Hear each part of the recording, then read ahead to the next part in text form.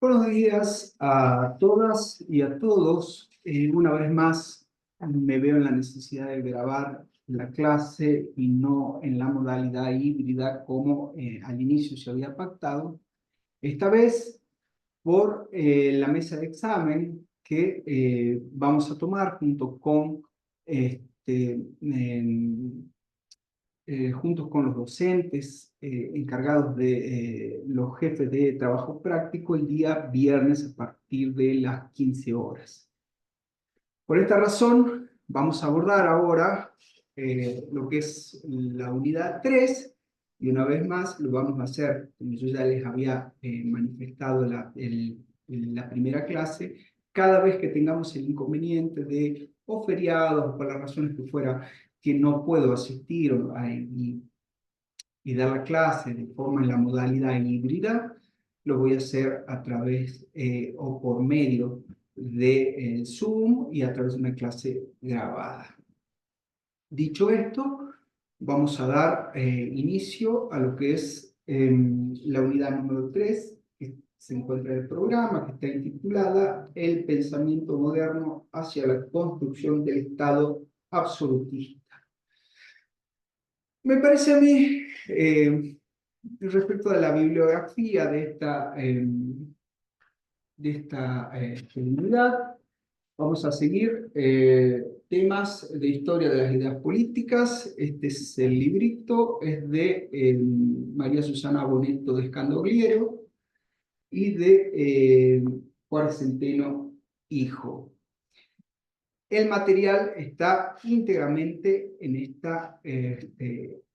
librito, con lo cual no, en principio ustedes a dónde acuden al fines de encontrar el contenido de esta unidad es en esta bibliografía sin perjuicio. Esta es la bibliografía obligatoria de ahondar con el resto de la bibliografía pertinente. Voy a dar comienzo, como ya lo había anunciado en la clase anterior, lo hago siguiendo los puntos del programa, para esta forma también acostumbrarlos a tener en cuenta el programa, los puntos, los títulos, los subtítulos, a momento de rendir lo que es el examen final. Sobre este punto quiero darles algunas pautas que por ahí se toman como dadas, pero quiero darles algunas pautas temporales. A ver, la historia de Occidente se divide en 4 periodos: la antigüedad, del siglo 8 a.C. al siglo 5 después de Cristo. Tenemos luego la Edad Media, son 10 siglos, siglo V a siglo XV. Este siglo, la Edad Media, como ya lo vieron, o como lo van a ver, está marcada por el feudalismo, el teocentrismo, el poder de la Iglesia. Tenemos la Edad Moderna, siglo XV al siglo XVIII, y la Edad Contemporánea, que comienza en 1789 con la Revolución Francesa y se extiende hasta el día de hoy. Cada una de estas etapas viene marcada por acontecimientos que han fijado, de alguna manera es una clasificación lógicamente arbitraria, pero se utiliza para precisar el comienzo, el inicio de cada una, el comienzo, inicio y el final de cada una de las etapas. Por ejemplo, en lo que hace a la Edad Moderna, tenemos el siglo XV, cuál es el punto que se toma como inicio de esta edad, de esta etapa, es el descubrimiento de América en 1492, y en el siglo XVIII tenemos lo que es la Revolución Francesa en 1789. Si uno sigue lo establecido en el programa, vemos que el punto 1 es de renacimiento a la modernidad absolutista, el nacimiento del Estado y las ideas absolutistas. Lo primero que cabe preguntarse aquí, ¿qué es el Renacimiento? Y el Renacimiento fue un movimiento cultural, artístico, filosófico, científico, político, que marca el paso de la Edad Media a la Edad Moderna. Surge en Italia entre los siglos XIV y XVI. Y uno dice, si habla de renacimiento, hablamos de un renacer. Esto es, hubo lógicamente, de forma previa, para renacer, obviamente, debo tener en cuenta que hubo un nacimiento. Entonces, ¿a qué hago referencia con este renacer? Al espíritu clásico greco-latino, olvidado, vamos a decir, en toda la etapa, en estos 10 siglos de Edad Media. Tiene algunos rasgos centrales lo que es el Renacimiento, eh, como cuáles el humanismo, esto es, se coloca al ser humano en el centro del saber, se revaloriza su dignidad, se atiende a la razón, al conocimiento, se recuperan en esta etapa las obras de Platón, de Aristóteles, de Cicerón. Por otro lado, tenemos la gran difusión de las ideas a través de lo que es la invención de la imprenta con Gutenberg. Ustedes en este caso imaginen que lo difícil que podía, antes de la invención de la imprenta, lo difícil que era la difusión de las ideas. Nosotros en este punto tienda que cómo se difundía o cómo se accedía a un libro, era copiado a mano. Generalmente, ¿quiénes hacían esto? No sé, imagínense un monje copiando a mano un libro en este momento, en esta época en que nosotros tenemos el copiar y pegar y tenemos acceso a libros digitales. Realmente la invención de la imprenta genera un cambio tecnológico muy importante. Se dice que es el primer cambio tecnológico, el segundo sería la revolución industrial y el tercero la revolución digital que nosotros estamos observando, que nosotros vivimos. Bien, me fui. El Renacimiento. Nace el pensamiento racional, el científico, hablamos de figuras como Copérnico, Galileo que desafía la cosmología medieval. ¿Por qué? Porque Galileo pone en el centro del universo pone en el centro del universo al Sol, va a decir. Hasta ese momento, el centro del universo lo ocupaba en la Tierra. El individuo deja ya se reconoce como un sujeto libre, como un sujeto creador, como un sujeto autónomo. Eh, el Renacimiento, en definitiva, lo que hace es dar inicio a lo que se conoce como el pensamiento moderno. ¿Cómo entendemos la quiebra del sistema del orden político medieval? Nosotros tenemos que recordar y que cuando analizamos el feudalismo, el poder político durante la Edad Media se encuentra muy fragmentado. Es decir,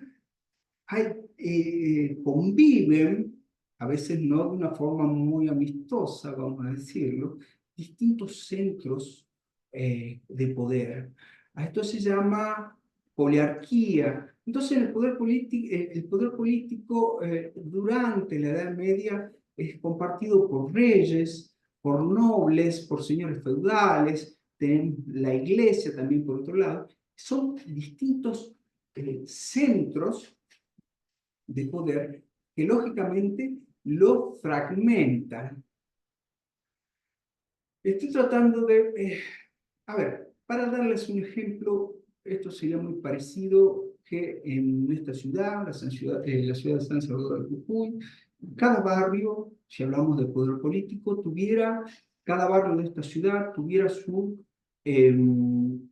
propios gobernantes, sus propios jueces, sus propios legisladores, es decir, todo el poder político estaría fragmentado en cada una de estas unidades y no habría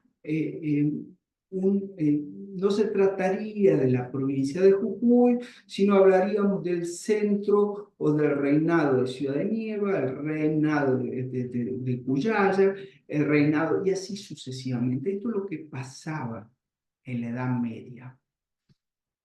Yo por ahí pensaba, para darles un ejemplo que siempre me resulta muy vívido, una película que ya tiene sus años, Braveheart o Corazón Valiente. Si usted ve en esa película, que se trata básicamente de lo que es la independencia de Escocia, van a ver que el rey escocés Robert de Bruce, en toda la película, bueno, hay algunas escenas que son muy significativas respecto de esto, busca o necesita constantemente persuadir, necesita, vamos a decirlo coloquialmente, llevar agua para su molino, tratando de convencer a los nobles para que lo apoyen. Y esto, en principio, que parece muy natural en ese momento, usted fíjese, va a contramano de lo que va a ser el poder, el poder monar, el poder absoluto, es decir, ¿cómo esto que el rey necesita que persuadir a sus nobles, a sus señores feudales para que lo acompañen, para que le concedan o ordenen a sus milicias que acompañen en una aventura militar? Esto no se concibe en la edad moderna, donde lógicamente yo no te persuado en la edad moderna, quiero decir, con una monarquía absoluta, el rey lo que te dice, te ordena, no te persuade, no te pide, no trata de convencerte. Esto es una diferencia importante y esto figura y es el trasfondo de lo que es en esta película. Eh, entonces, a partir del siglo XV en adelante, es decir, a partir del Renacimiento, comienza a formarse un nuevo modelo de organización política. Acordémonos, esto, lo que era el feudo, nosotros tenemos centros aislados, donde tenemos el señor, el noble, tenemos los vasallos, eh, tenemos como un sistema, ¿cómo decirlo?, de islas. ¿Por qué? Porque cada feudo tiene su propia economía, se satisface, son autosuficientes, es decir, no se comercia o no tenés un comercio aceptado con otras ciudades o con otros, sino simplemente vamos a tratar de autosatisfacer las necesidades de vasallos, de nobles, de príncipes respecto de sus eh, eh, territorios pequeños, por decir así. No tenemos una gran unificación. Entonces, el Estado moderno, por el contrario, se caracteriza por un poder centralizado, un solo ejército permanente. ¿Qué quiere decir esto? Yo vuelvo una vez más a la imagen que les daba recién, que nos brinda, que nos ilustra la película a la cual hacía referencia. Una cuestión o una cosa es tener un ejército profesional que depende de un solo estado y otra cosa es cada uno de sus centros, de estos centros, cada uno de los feudos con sus milicias, donde una de las funciones, generalmente que estaba a cargo de cada feudo, se trataba de un líder militar que ofrecía protección a sus vasallos, quienes, por ejemplo, en el caso de una agresión exterior, podían refugiarse detrás de las murallas de sus castillos. Pero es una diferencia esencial. No tengo un ejército profesional, no tengo un poder centralizado. Sí lo voy a tener en el Estado moderno. Otra cuestión, no tengo un sistema impositivo general con la importancia que tiene esto, es decir, yo te cobro impuestos, que es la manera, por otro lado, de poder mantener, de poder solventar un ejército profesional. De otra forma, no es posible. Otra cuestión, volvemos al sistema. No tengo un territorio definido. Esto no pasa en la Edad Media y sí pasa con el nacimiento del Estado moderno, también relacionado con esto. Volvemos al sistema fragmentado. No tengo un derecho cierto. Es decir, no hay un derecho que nos regule a todos. Volvemos al ejemplo, Cuyaya, Gorriti, cada uno, imagínense, con sus códigos civiles, con sus códigos penales, inclusive con la idea de que no sé muy bien cuándo empieza Cuyaya, no sé muy bien cuándo empieza, cuándo termina Ciudad de Nieva, cuándo estoy en el centro, cuándo paso. No tengo derecho, tampoco recuerden, generalmente no tengo un derecho, nosotros cuando hablamos de un derecho hablo de código, uno está necesariamente se hace referencia a un derecho escrito. Estamos hablando que en cada de estos feudos nosotros tenemos una especie de costumbre. La forma de difusión es la oral. Eh, entonces, tampoco tengo una burocracia profesional, no tengo un equipo de funcionarios especializados. Todo esto cambia con el Estado moderno. ¿Qué, ¿Cuáles son los factores que lo hacen posible? Se los fui dando de alguna manera para poner el contrapeso o para resaltar el contraste con lo que era la Edad Media. Tenemos, si se trata de militares, la creación de ejércitos permanentes. Le vuelvo a decir, volvemos a la película Corazón Valiente, necesito de los señores feudales, necesito del noble para que me apoye si soy rey, necesito convencerlos. Acá deja de ser así, tengo mi propio ejército, tengo un ejército profesional. Otro tema, centralizo, no es que centralizo el pago de los impuestos, la recaudación, lo pasa a ser el monarca, no es que cada uno de los señores feudales cobra sus impuestos. Antes que era el dueño, les hice referencia también, el dueño del castillo cobraba el peaje de su puente. El Estado es ahora quien cobra impuestos, se los cobra a todos. El papel de la burguesía. Esta palabra que van a escuchar mucho, si no la han escuchado ya, hace referencia al término burgo. ¿Qué, qué, a ver, ¿a qué se hace referencia? Cuando uno dice burguesía viene de burgo, pero ¿qué significa? Con burgo se significaba o se hacía referencia a la ciudad fortificada o al centro urbano. Estos centros urbanos crecen por fuera de los castillos, crecen por fuera de los monasterios. Estamos hablando del siglo XI a siglo XIII, al siglo XIII. En líneas generales, si uno analiza lo que es esta época de la Edad Media, acuérdense que la forma haciendo referencia a cada uno de estos de estas unidades, de estos feudos, era autosuficiente. Es decir, la población era esencialmente o sustancialmente agrícola.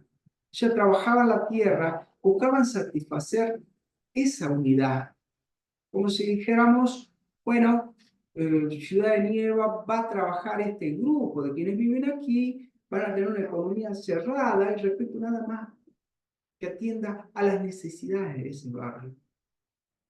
Ahora, los burgos uno dice, ¿qué es lo que puede contrastar más con lo que pasa ahora?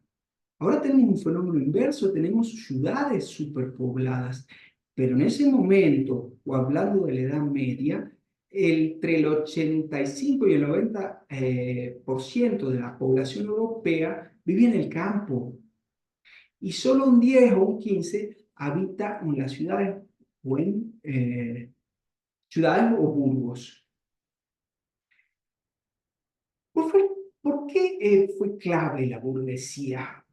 ¿Quiénes conformaban la burguesía? Estamos hablando de comerciantes, estamos hablando de banqueros, estamos hablando de artesanos, que lógicamente ahí se da un contraste o se da una rivalidad con la nobleza feudal.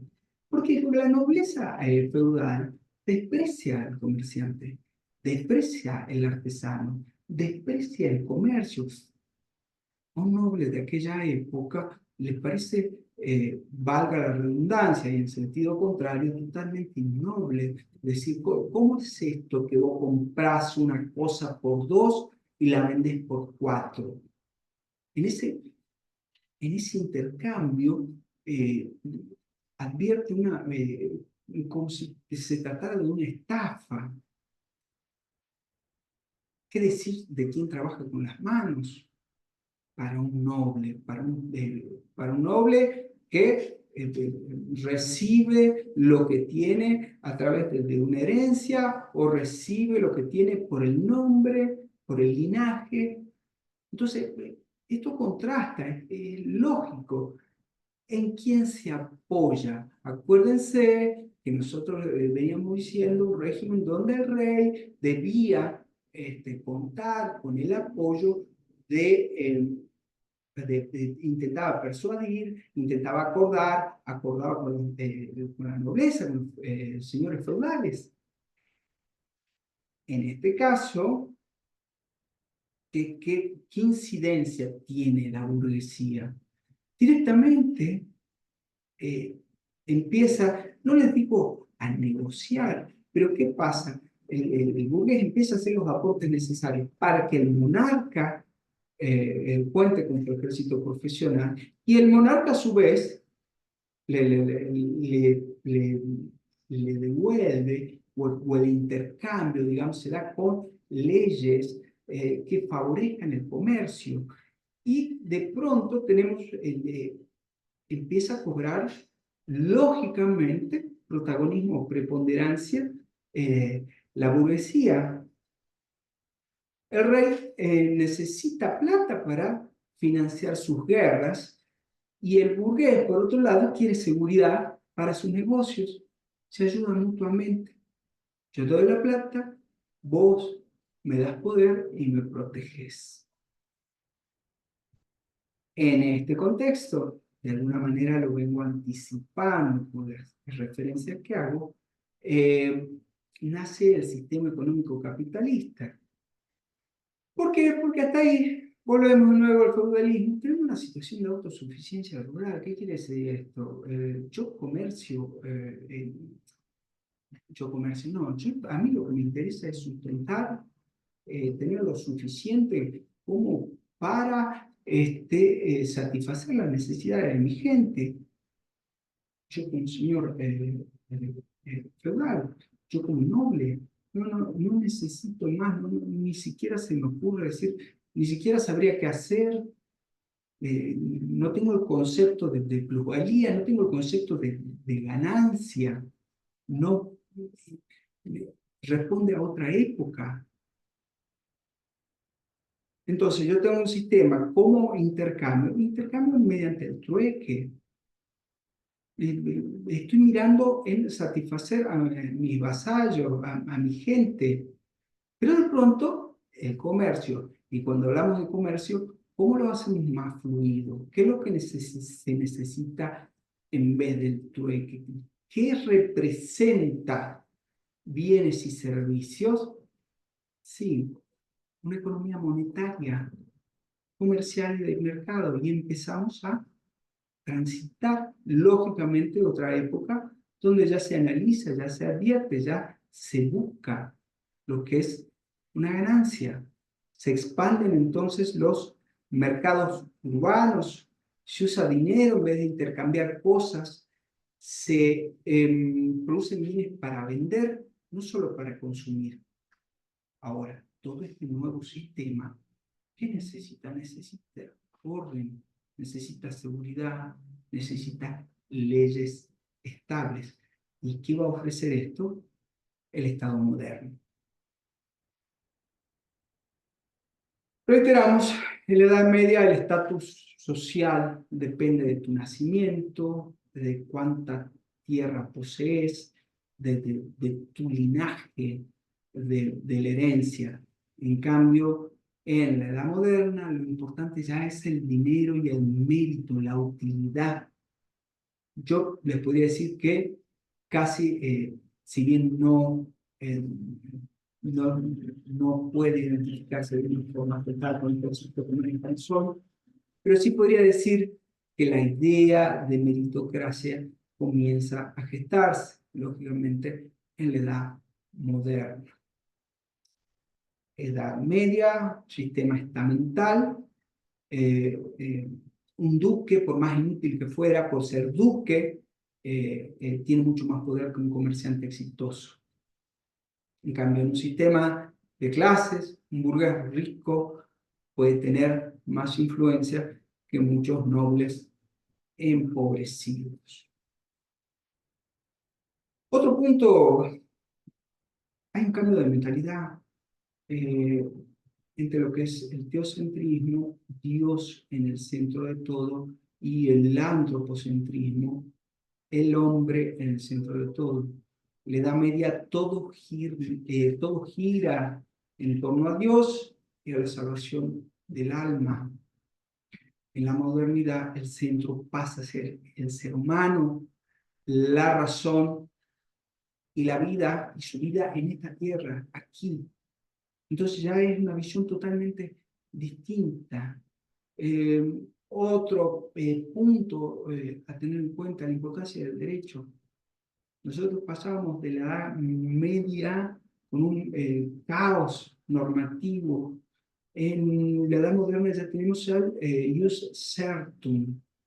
Eh, el jus certum es un principio clásico de derecho romano que significa literalmente derecho cierto o derecho determinado. Es una de las bases como derecho, es una base de los derechos, es una de las bases del derecho como garantía. Piense en esto, ¿cuál es la función de tener un derecho determinado? Lógicamente, el saber cuáles son las consecuencias que se siguen, ya yendo inclusive a lo que es el derecho penal, un derecho de sanción.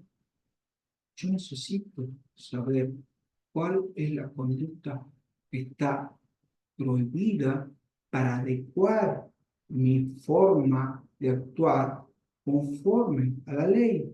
Pero para eso necesito esta certeza que da el derecho o que el derecho esté determinado, que el derecho esté escrito. ¿Cuál es, ahora, qué es de lo anterior? Pensamos que estamos en la edad moderna. ¿Qué estructura jurídica podía o qué derecho podía usarse para cumplir esta función? Es decir, unificar, presentarse de forma cierta. Esto lo hace, lógicamente, el derecho romano. Pasamos, cuando hablamos de un derecho cierto, aún cada cual según sus reglas, atendiendo, inclusive mirando, atendiendo esta disgregación de poder en la Edad Media, a una sola ley para todos. Esto es lo que pasa en el Estado moderno. Es, puedo decir, una ley clara, una ley estricta y estable que permita funcionar al Estado. El Estado moderno, la monarquía absoluta. Bueno, vamos a seguir reiterando conceptos que les voy dando quizás de una forma desordenada, pero también por la necesidad de que por ahí la reiteración sirva un poco más para fijar estos conocimientos, que entiendo no es tan difícil, pero marca el contexto de los pensadores que vamos a tratar enseguida. Cuando uno dice monarquía absoluta, ¿qué quiero decir? A ver, vamos a definirla en un sentido negativo. ¿Qué quiero decir con esto? En la Edad Media el rey no concentraba todo el poder y, como les dije, no podía gobernar libremente según su voluntad. Su autoridad estaba acotada. ¿Por qué? Porque se trataba de un poder fragmentado. Había un entramado de normas y poderes que eran paralelos. El rey, a ver si hablamos de derecho, el rey debía respetar las leyes consuetudinarias, esto es derecho no escrito, los privilegios que tenían los privilegios locales, tenía también una limitación con base en la moral, el poder siempre debía ejercerse conforme a principios cristianos. La iglesia tenía un enorme poder político y espiritual, podía inclusive excomulgar al rey e intervenir en decisiones públicas, entonces limita la iglesia la autoridad del rey. Por otro lado tenemos las tradiciones locales, los fueros, los pactos que había entre los distintos señores, que tampoco podían ser ignorados por el rey. La voluntad del reino expresada a través de asambleas, cortes o consejos. Entonces, nobles, el clero, la burguesía, todo exigía ser consultado. Y si el rey no escuchaba y decía esto no me interesa, se lo podía resistir e incluso deponer. Uno dice, pero a ver qué ejemplo histórico tengo de un rey, vamos a decir que es depuesto. Bien, en este caso tenemos el rey Juan en Tierra. Una breve referencia nada más. El rey Juan sin Tierra fue rey de Inglaterra entre 1199 y 1216. Se lo consideró un tirano porque abusó de su poder, impuso impuestos sin consultar al reino, actuó con crueldad, injusticia. Además, se enfrentó con la iglesia y fue excomulgado. En 1215, los varones ingleses se rebelaron y lo forzaron a firmar la Carta Magna, un documento que limitaba el poder real. La Carta Magna, ¿qué hace? Establecía que el rey debía respetar las leyes, consultar al reino y no podía arrestar o castigar sin juicio previo.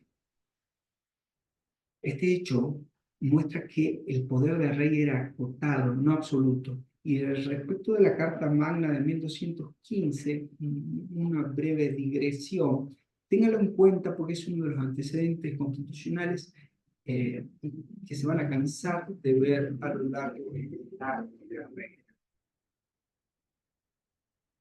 ¿Qué pasa? ¿Qué cambia con la Edad Media?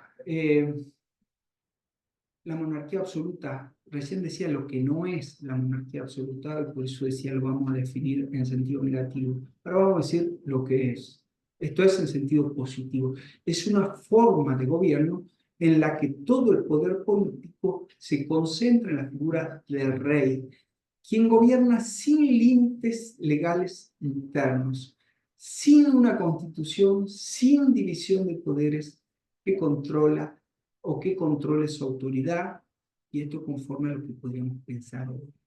Es decir, para nosotros hoy, o conforme a nuestro sistema político, esto es un poco impensable. Pero esto es una monarquía absoluta.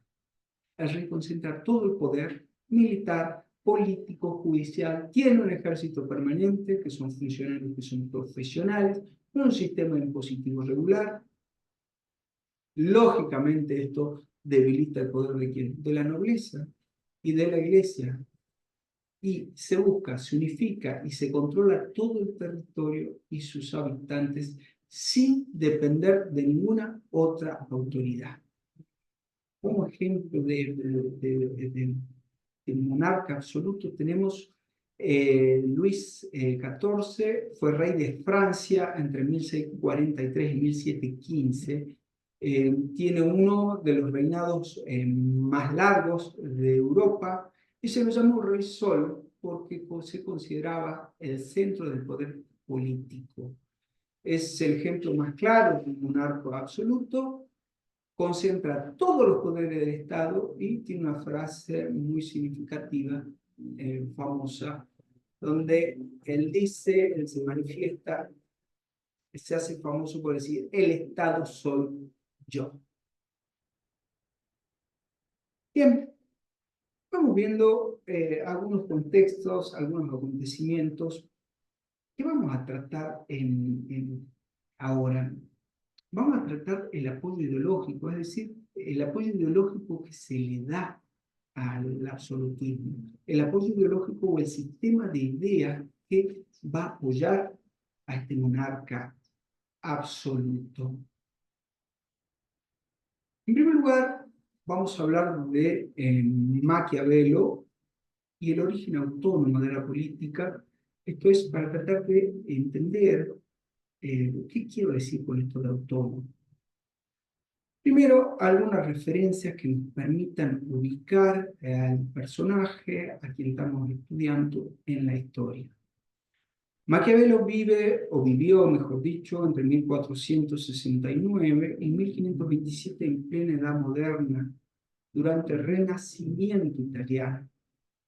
En esta época, Italia no es un país unificado como lo es ahora, sino es un conjunto de ciudades-estados que están en conflicto y a su vez debilitadas frente a potencias extranjeras como Francia y España. Es un funcionario de la República de Florencia. ¿Qué lo lleva, el Príncipe, que es su obra más conocida? ¿Qué lo inspira? ¿Qué lo lleva a realizar esta obra? Ese contexto político de guerras, traiciones y crisis. Me lleva a pensar la política, y ojo, volvemos un pasito para atrás, pensamos autonomía de la política, sin referencias religiosas ni morales. A esto nos referimos con autonomía de la política. Es decir, Maquiavelo es el primero que se propone una visión realista del poder, donde lo importante, donde el centro de la atención se dirige a la eficacia para conservar el gobierno. Lógicamente aquí hay un gran salto en el análisis. Esto es como que esto es bueno y malo.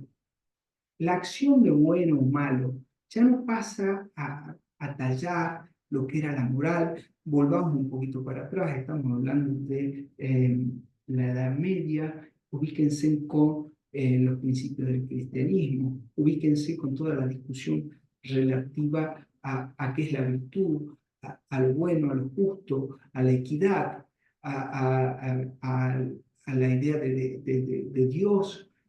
De pronto tenemos a alguien que dice, no, vamos a ver lo que realmente, lo que es bueno, mirado o analizado, es el centro, es decir, aquello que me sirva para conservar el poder. Esto es lo que es bueno. En esta idea, pero mirando, acá me adelanto un poco, pero mirando ya a quién gobierna, digamos, no estableciéndose una moral de la población, sino que para quien gobierna, lo bueno o malo se divide o es el parámetro o el criterio que yo tengo, es decir, esta acción, esta conducta, esta forma me da más poder, sirve para conservar el poder, sirve para que yo lo detente, sirve para hacer más grande mi poder. Recuerden ustedes que él piensa en el momento que le toca vivir, su propia vida relacionada, él sueña con una Italia unificada y en vez de eso que tiene, tiene una Italia dividida en constante guerra, es decir, esto decisivamente influye en su obra. Entonces, por eso se dice que su pensamiento es inseparable de lo que es la inestabilidad y decadencia del poder en lo que es la Italia de su tiempo.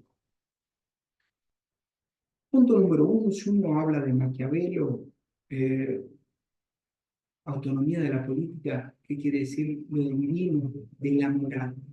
No interesa si algo es bueno o malo, lo que importa es si sirve para conservar el poder. Ejemplo, el príncipe, quien gobierna, puede mentir, puede traicionar o puede ser cruel. Lógicamente, ¿cómo determinamos acá si es bueno o malo, si mintió o no? Si sirve para mantener el orden del Estado. Lógicamente, esto es válido. Para que entiendan, hay una enorme ruptura. Es decir, uno ya no analiza una acción conforme a otros parámetros o una acción de gobierno, sino, es decir, esto te sirve para hacer más grande tu poder, esto te sirve para conservarlo. Entonces, bueno, pero escuche que mire que es cruel, mire que es inmoral. Ya vamos a dar algunos ejemplos más significativos y actuales sobre todo. El Estado ya no busca para Maquiavelo salvar almas, sino lo que busca es preservarse y fortalecerse. Si hace falta con esta finalidad de preservarse, de fortalecerse y cometer actos inmorales, pues se cometen, digamos, no hay un reproche aquí, al contrario. eh, Ya no se trata de una virtud moral, la del príncipe, la de quien gobierna, sino de la capacidad de actuar con astucia, con fuerza y con previsión. Dice Maquiavelo, el príncipe debe ser zorro y león. El zorro engaña, el león impone respeto. Ningún gobernante debe saber usar ambas estrategias. No es que se diga, Maquiavelo no es un defensor del autoritarismo, sino quiere un Estado fuerte, que unifique, que proteja a su pueblo. Pero lógicamente rompe con toda la tradición teológica, moral y medieval. Propone una visión más realista del poder. El príncipe dice debe ser eficaz, aunque ello implique decisiones que son moralmente discutibles, moralmente reprochables. La política ya deja de fundarse en valores trascendentes y se convierte es una técnica de conservación del poder. A ver, ¿qué ejemplo más didáctico que este? Un gobernante que debe elegir entre ser amado o ser temido. Maquiavelo va a sugerir que ser temido es más seguro que ser amado porque está mirando, está atendiendo no al hecho del amor, no al hecho de decir que gobernante que es respetable, como lo quiero, lo que sea, sino que está mirando entre lo temido, entre el amor y el temor, opta por la segunda, pero porque lógicamente su mirada está en la conservación y en fortalecer la conservación del poder y en fortalecer ese poder. Si uno atiende esto con norte, Maquiavelo dice, prefiero ser temido a ser amado. ¿Por qué? Porque es más sutil a estas finalidades. Yo si tuviera que darles uno de los ejemplos de los últimos tiempos relacionados con Maquiavelo, citaría el caso de Estados Unidos y la guerra contra el terrorismo luego del el atentado del 11 de septiembre. ¿Por qué? Porque después de este atentado, quien en ese momento era presidente, George Bush, impulsa una política global de seguridad y defensa preventiva. Se incluyen invasiones militares, no sé si ustedes recuerdan, pero Afganistán, Irak, y sin respaldo de organismos internacionales. Acá hay prácticas de torturas que inclusive se llevan a decir de una forma eufemística técnica o técnicas de interrogatorio mejoradas, detenciones indefinidas y vigilancia masiva. Entonces, ¿cómo relacionamos este ejemplo con Maquiavelo, con lo que les acabo de señalar? Veo que Estados Unidos, en este caso, adopta medidas contrarias al derecho internacional, a los derechos humanos, practica tortura, inclusive a su propia tradición constitucional. Pero ¿cuál es la mira? ¿Cuál es el objeto? Preservar la seguridad nacional, preservar ese poder, conservar el orden interno internacional. No importa el costo. Entonces uno, desde la óptica de Maquiavelo, es decir, es lo que se debiera hacer, esto es lo bueno.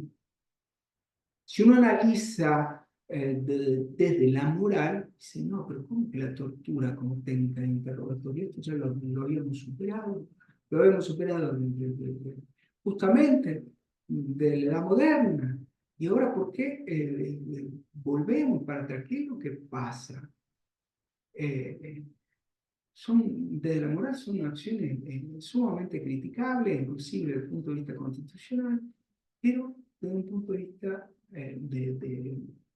de la lógica de la política maquiavélica, son necesarias y justificables si logran que conservar el poder del Estado o fortalecerlo.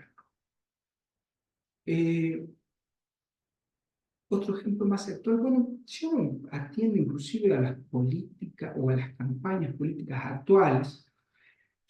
Eh, Hay un librito que me impresionó mucho, hace poco tuve la oportunidad de leerlo, se llama Los Ingenieros del Caos, el autor es Giuliano Daempoli. ¿Qué hace este autor? Describe las estrategias digitales de la nueva política populista. Entonces, ¿qué es lo que se hace? No se busca en estos casos convencer con ideas, sino activar emociones, el miedo, el odio, la indignación, y se usan los algoritmos de las redes sociales para fabricar enemigos, dividir la sociedad e inclusive reforzar los liderazgos mesiánicos. La verdad, en realidad, la verdad es relevante.